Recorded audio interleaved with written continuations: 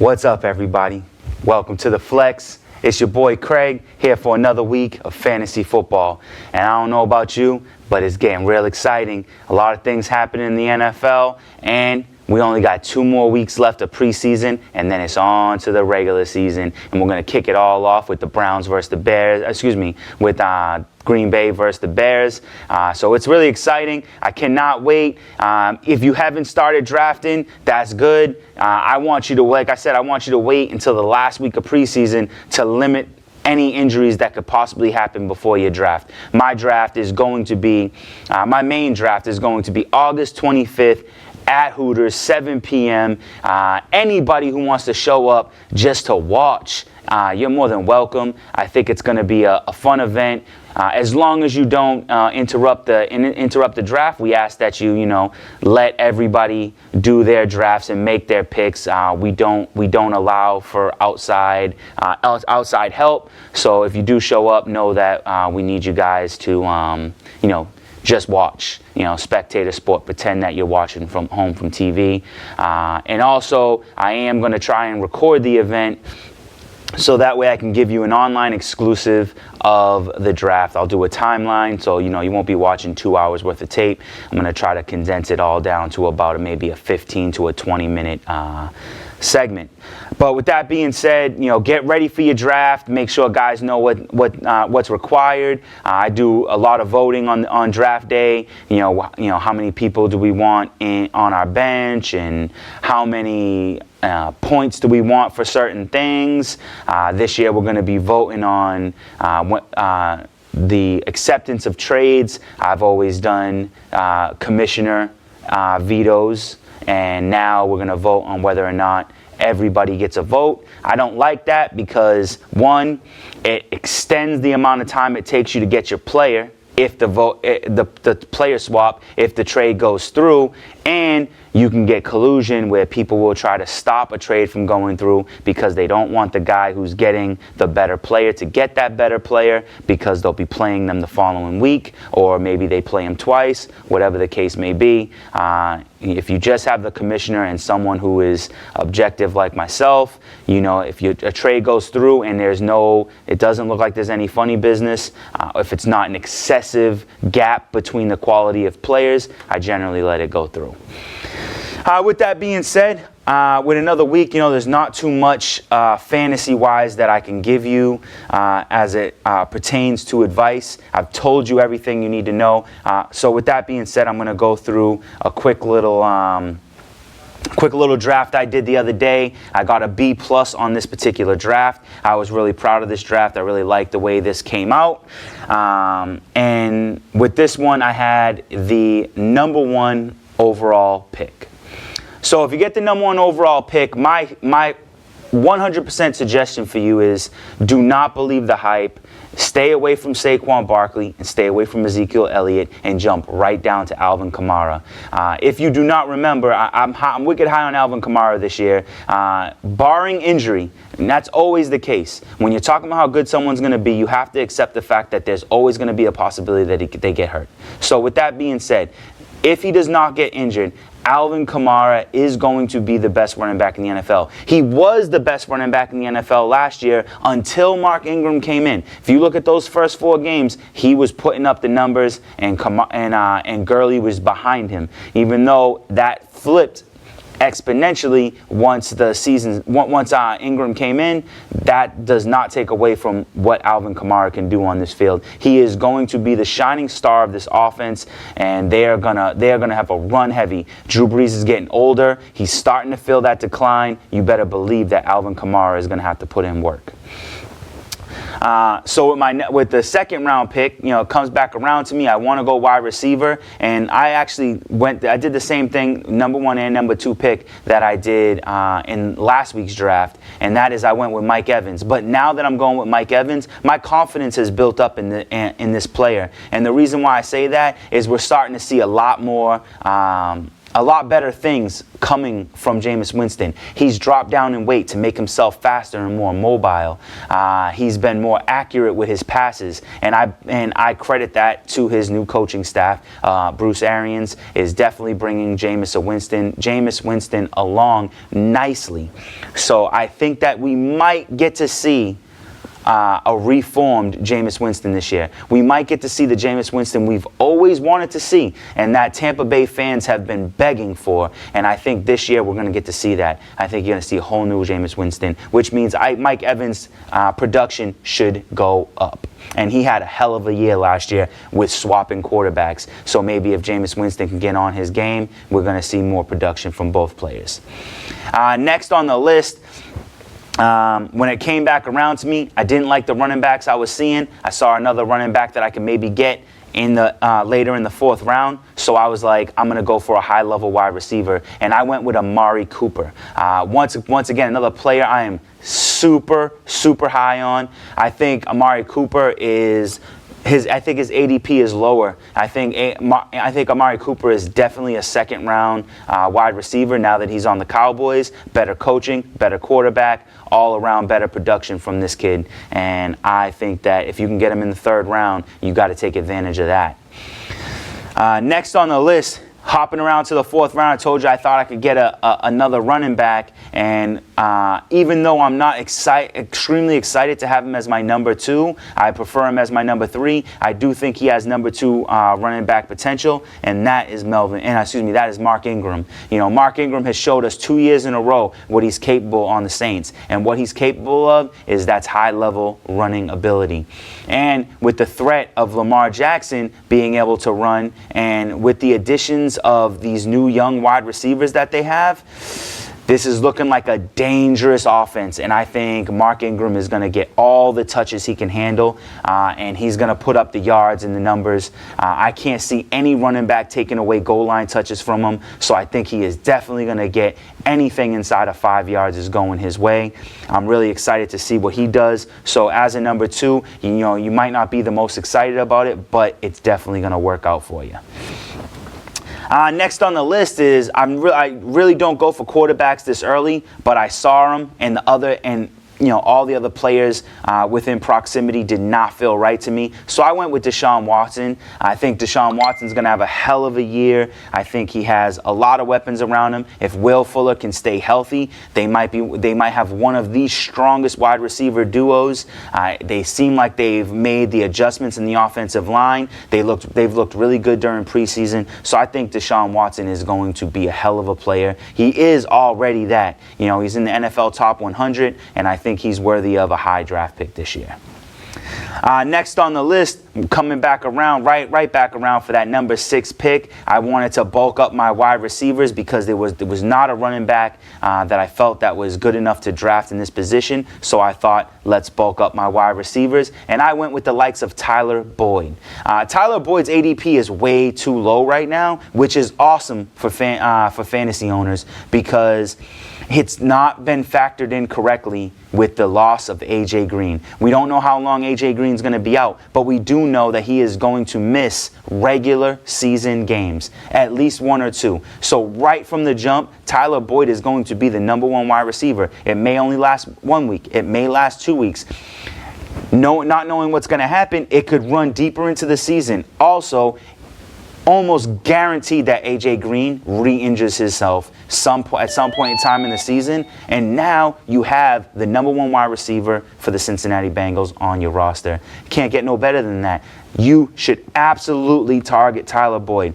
If there was 3 players I tell you want to go after, if you got the top 3 picks, you want to try to get Alvin Kamara, Amari Cooper, Tyler Boyd. Those guys are going to be dynamic. I might have more of those as the preseason progresses, but those 3 guys right now should be on the top of your list of guys you need to target. But make sure you target them at the appropriate time. You can't just grab them because you don't want anybody else to grab them. You definitely need to make sure that that the juice is worth the squeeze. I love that expression. It's from one of my favorite movies, The Girl Next Door.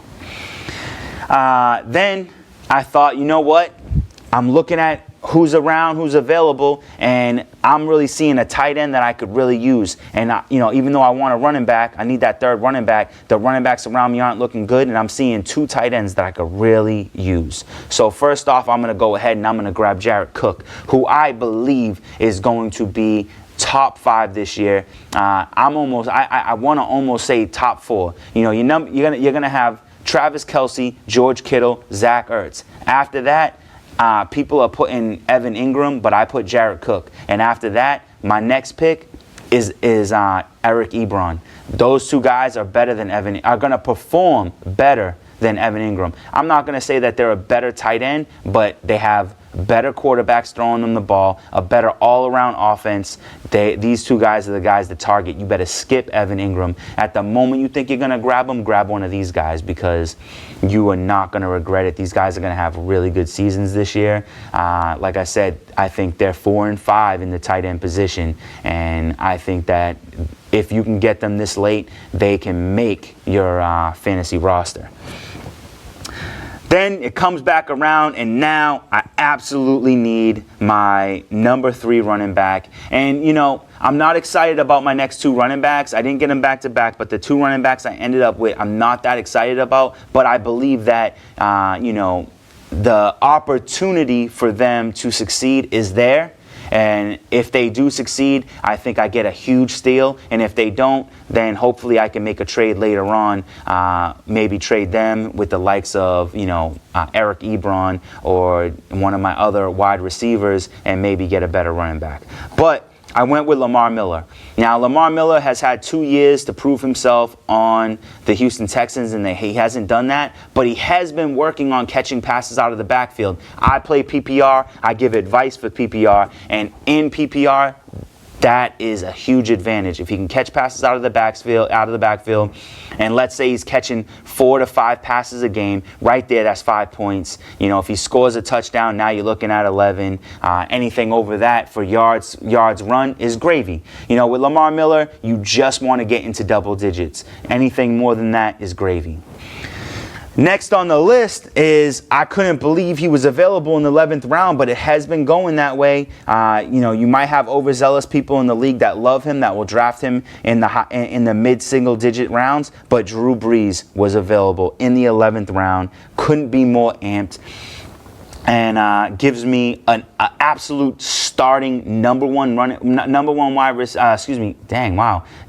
quarterback to back up my already high-level number 1 quarterback. Even though I said Drew Brees is looking at a down year for Drew Brees is actually better than a lot of guys' up years. So do not be afraid to draft him. He still has Michael Thomas. He still has Alvin Kamara. And now he has Jared Cook. This is going to be a high-level, high-powered offense. So Drew Brees is a must-have. And then I go with the likes of D.D. Westbrook for my wide receiver. I needed to bulk up that wide. I need to, tie off that wide receiver core and get someone who I think will have a high performance. And D.D. Westbrook is going to be leading that offense in receptions, in my opinion. So I think that he is going to be a valuable target. I think he might be slightly undervalued in fantasy. I'm getting him in the 11th round.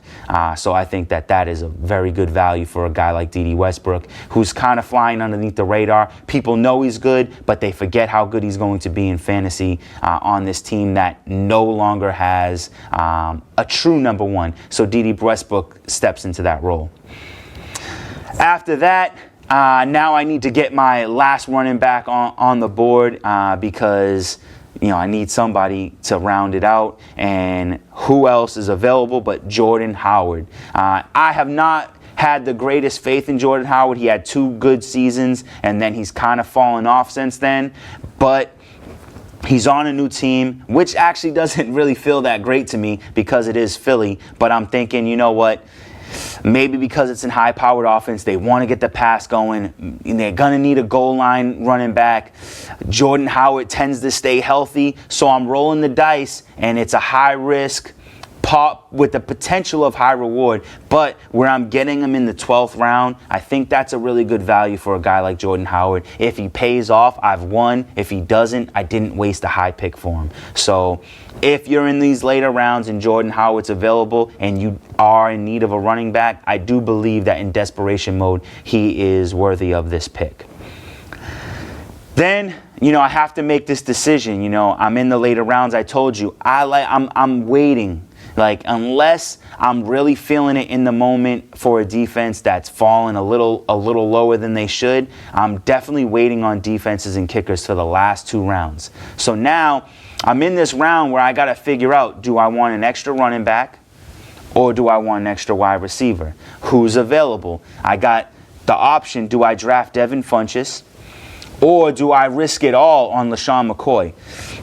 And saying risk it all is kind of a bold statement, because as soon as the season starts, you can drop LeSean McCoy. Game 1, LeSean McCoy's doing nothing. You drop him. Whoever you picks up is going to be a decent pick. The waiver wire is going to be really thick this year. I can guarantee you that. Unless you're playing in a 14 to 16 team league, it's going to be real thick. So I decided to go with Devin Funchess. I'd rather have the wide receiver over the unsure running back. So I went with Devin Funchess. I like that he's on the Colts and that Andrew Luck is his quarterback. I think it's an upgrade from Cam Newton as far as accurate passing.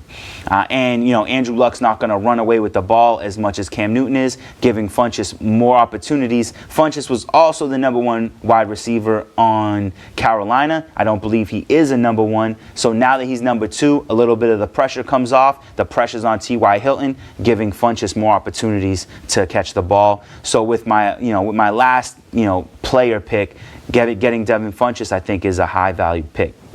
Now I need to go with defense, and like I said, I'm waiting till the end to pick my defense. So this is my second to last pick. So now all the top defenses have been cherry picked away, but I think that the sleeper defense of the year is the defense I've been grabbing, and that's the New England Patriots. There's been a lot of moves made. We have top 5, if not top 3 cornerback, and actually has been ranked #1 cornerback in the league in Stephon Gilmore. I don't know if I actually feel that way, but I do know that he's a shutdown corner. I do know that he's one of the best, and that gives you an advantage. They also added Jamie Collins, and I believe Jamie Collins is going to return to form now that he's back in the system that works the best for him. And we have a lot of guys that are just looking. Devin McCourty's back. Jason McCourty's staying. We have a lot of great guys on this team. And Kyle Van Noy. This defense just looks really good on paper. Will they perform once the season starts?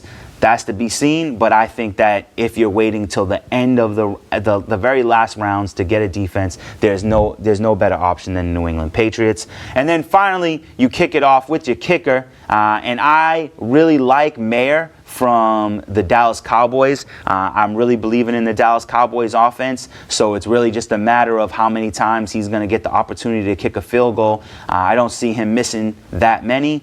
And I think that he's going to get all the opportunities in the world to kick extra points, and he's going to get a good amount of opportunities to kick just straight field goals. So those are my picks. Let's go over this real quick. For my quarterback, I got Deshaun Watson, #1.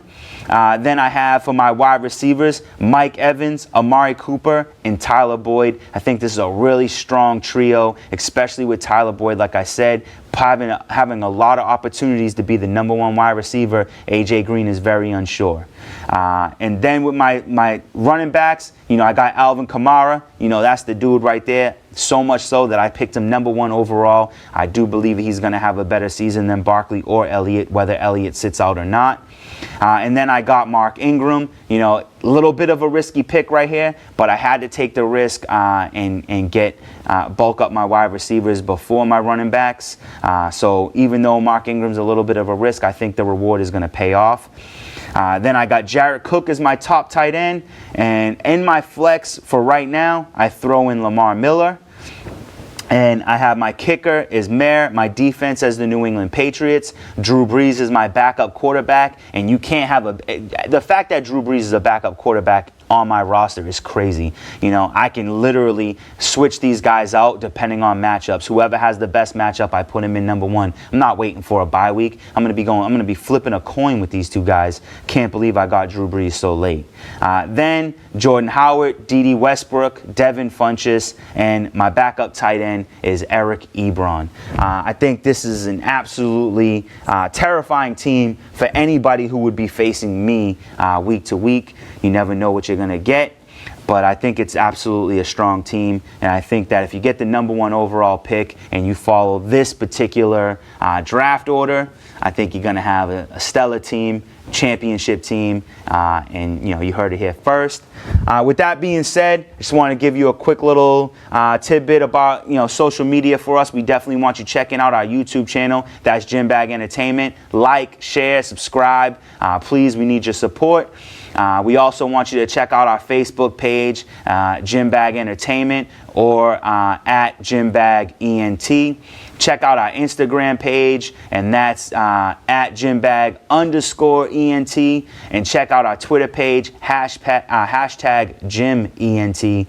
We have so much more content coming up. I've been talking with a friend, and he is saying within the next few weeks he can have his wrestling show up and running. That will be new content. That will be the first show we'll release that actually won't be in the studio. This will be an on-location show. Kind of like Wayne's World situation, where, you know, in a room with friends, decorated with wrestling memorabilia, and these guys will be giving you the lowdown, giving you the what's going on behind the scenes. They're going to be giving you all the information, not just focusing on WWE, but multiple promotions throughout the world, from what I'm being told. We have a lot of exciting stuff. We might even be doing some stuff on location.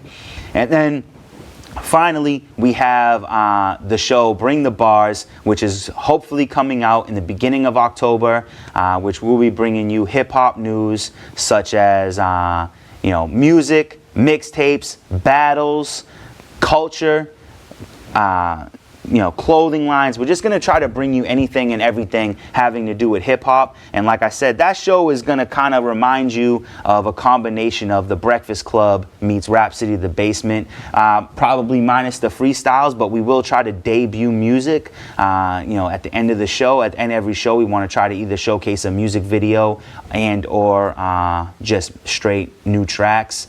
But trust me on this, we will not debut whack music. You know what I'm saying? So if you see my show and you want to be on it, and you know, you think you're a hot rapper, unfortunately, I cannot lie for you. I cannot stake my reputation on whack music. So if your music is garbage, either I just won't put you on the show, or we might put you on the show to tell you that you should stop rapping as kind of an intervention. With that being said, that's all the time I have for you. Once again, make sure you're checking out the End Zone and Tail of the Tape, and obviously the Flex week to week, and that's Gym Bag Entertainment on YouTube. And until then, until I see you next week, have a good night.